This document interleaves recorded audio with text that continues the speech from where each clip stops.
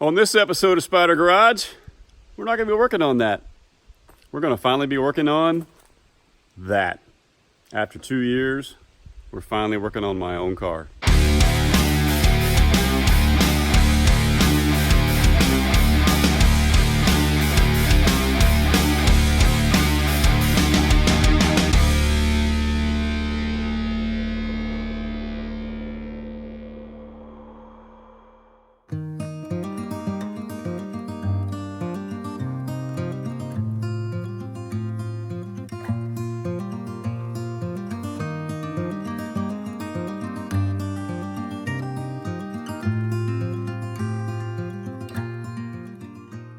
All right, guys, this is it. You're going to finally see my car.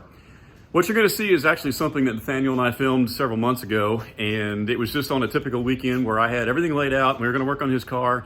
We got out here to the garage, and Nathaniel said, "Dad, we got my car done. We did power tour. Let's work on your car for once." So we did. So what I'm going to do is walk you over to that elusive third bay over there that I've talked about several times, and just give you a walk around of the car and show you the mess that we've got to work with. So here we go. So before I walk you around my car, I first need to tell you the backstory of how I even got my Spyder in the first place. It involves a movie, a wreck, and a lie. So let me explain. The story goes all the way back to the fall of 1985 when I was a senior in high school and a movie was being filmed in my hometown. Any guesses what well-known silver screen flick would have been filmed in Indiana in 1985? Yep, that one. Because the basketball game scenes needed large crowds, all the local schools gave the students two choices for those 2 days of filming. 1, attend the filming, or 2, sit in study hall all day. Well, because we didn't want to cut our glorious mullets to look like we were from the year 1953, 2 of my best friends and I decided we'd choose option 3, skip school altogether. So we hopped in my car, a little 75 Monza Town coupe that I just recently V8 swapped, and off we went to Indianapolis. While there, I accidentally wrecked my car by rear-ending someone. Panicked, and knowing our parents had no idea that we'd skipped school, I called a tow truck company to pick us up and tow us the 30 miles back to a friend's house in my hometown. Once there, I put on my best Oscar performance, called my parents from a payphone, remember, it was 1985, and cried to them that someone had smashed into my car in a hit and run, and I was devastated and I didn't know what I was going to do. Surprisingly, they bought it. The next day, having no car to drive, and still not wanting to sit in study hall all day, I decided to attend the filming of the movie Hoosiers. So for your entertainment and my humiliation, here I am, hair slicked back, 1950s style, with what felt like 3 pounds of dippity-doo, cheering on the home team during the movie's regional basketball game in my 15 minutes of fame. You're welcome. Well, the filming was over, and now fast forward about another week, and I was convinced I wanted another V8 Monza. So I searched the for sale ads in the papers and happened across an ad for a 1978 Monza Spyder V8 with all the options. The next day, my dad and my brother and I hopped in the car to go take a look. When we got there, it was dark out, but I could instantly see it was red, it looked cool, had a white interior, and when I opened the door to sit inside, I happened to look up and notice something different. The roof of this car was completely glass. I remember saying, "Dad, check out this roof." Well, I was in love. And long story short, Dad made a deal with the owner and we brought it home for the measly sum of $2,000. Remember, this car was only 7 years old at the time. I drove this car all through my senior year of high school. It followed me across the U.S. after I graduated and joined the Air Force, and then it finally followed me home after I settled down, went to college, and eventually started a family. With kids and a busy life, I finally parked it just over 15 years ago. Now it's in dire need of restoration, having just over 170,000 miles on it, and having been outside for most of its life. And today, that restoration finally begins. Oh, did my parents ever find out I lied to them? Well, you'll just have to watch a future episode to find out.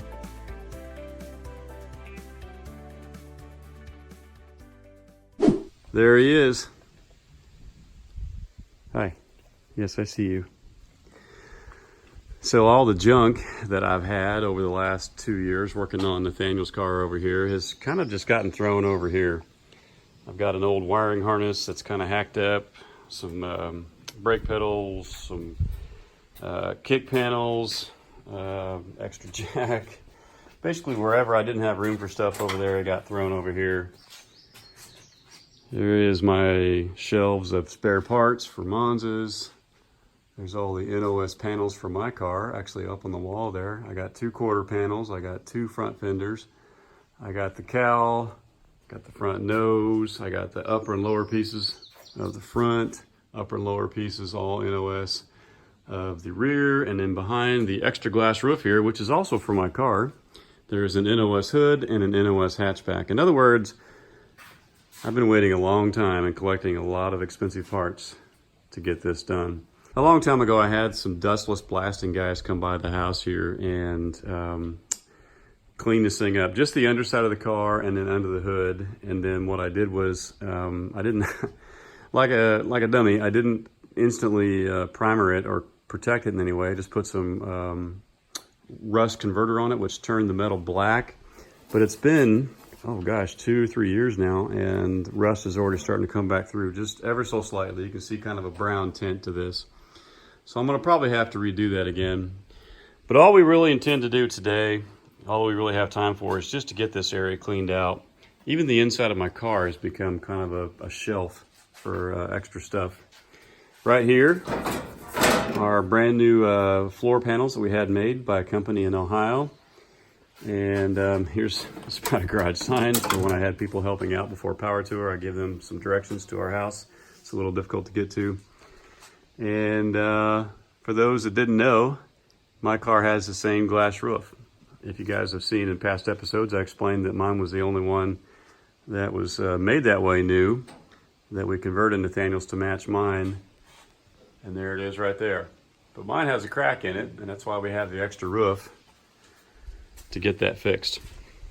So what do you say we get started?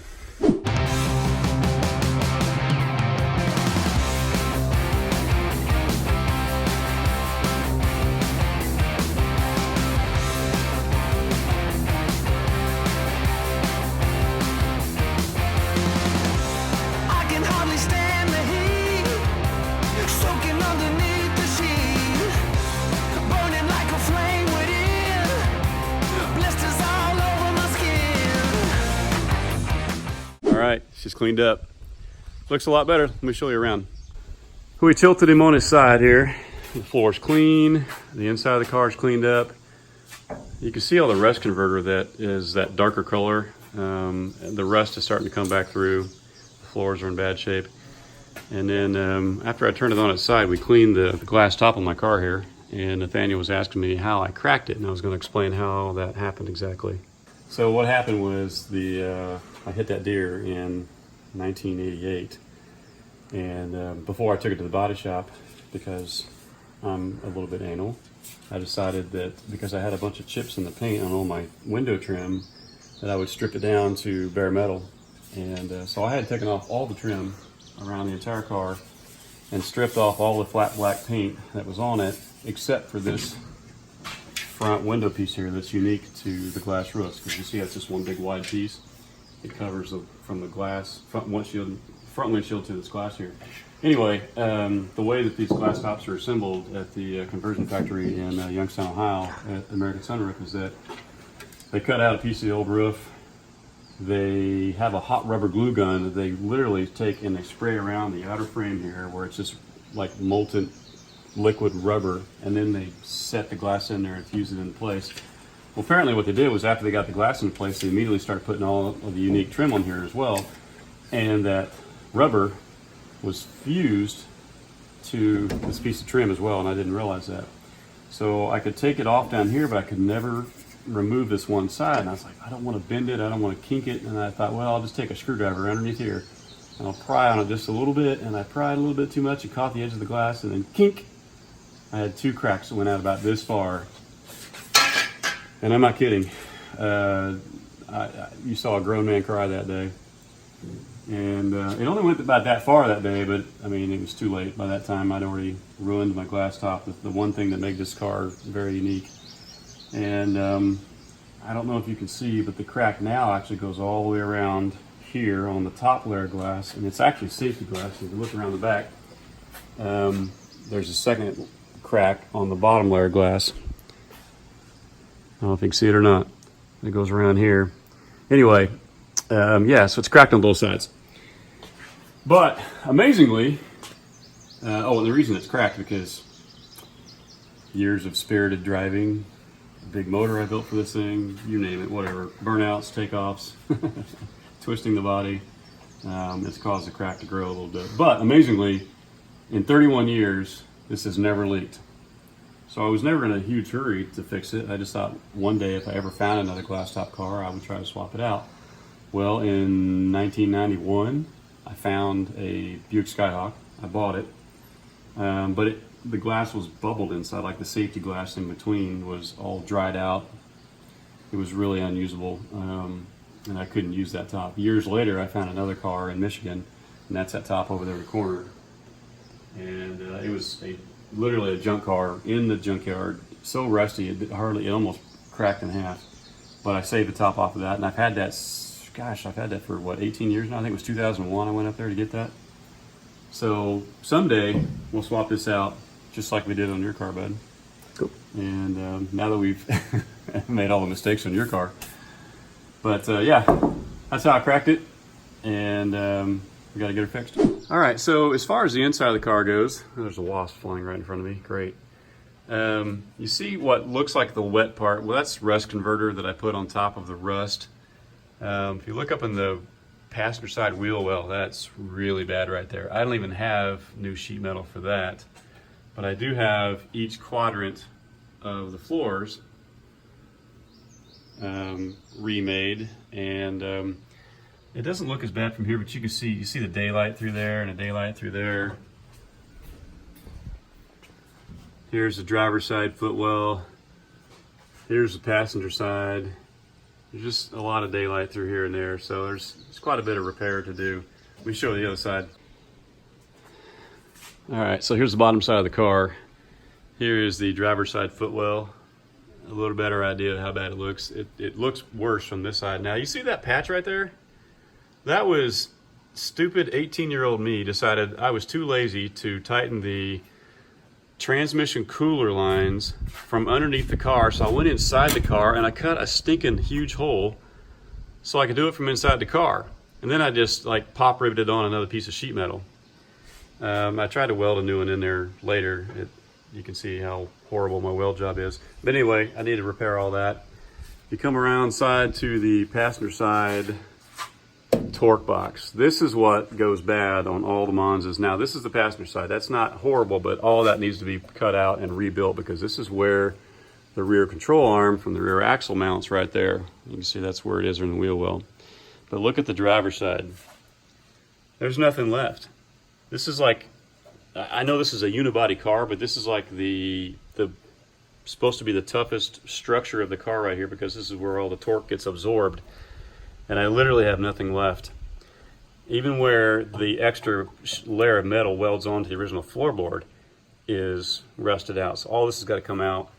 We got to rebuild all that, as well as cut out all the quadrants of the floorboards here, here, and here, and replace. Here's part of the hatchback. That's a weird spot that I got to try to rebuild. And then I've got new quarter panels, but I mean, there's not even hardly an area to connect them to, so a lot of this has got to get rebuilt. This is a disaster right here. There's an extra layer of metal right here to absorb the torque, because it typically goes to the right rear, so GM thought, well, we'll put this extra bar in here. Well, that bar has now practically rusted out, and there's no metal in behind it there. So we got our work cut out for us. It's actually been a pleasure working on your car, Nathaniel, because you didn't have any of this rust. Nope. And your car was just simply something we cut out a lot of another car to adapt the front and back end, but beyond that, the car was about 95% rust free. And now we're getting into the nitty gritty on my car. We're gonna be working metal on this car forever to get this thing right before we ever go to try to assemble a motor, go to paint and body, do any kind of assembly at this point. So you guys can see what we're in for here. We're in for the long haul on this one. I'll be honest, guys, if this car were any other car but mine that I've owned for 34 years, I'm not sure if this car would have been salvageable, but we're gonna fix it, or at least we're gonna try.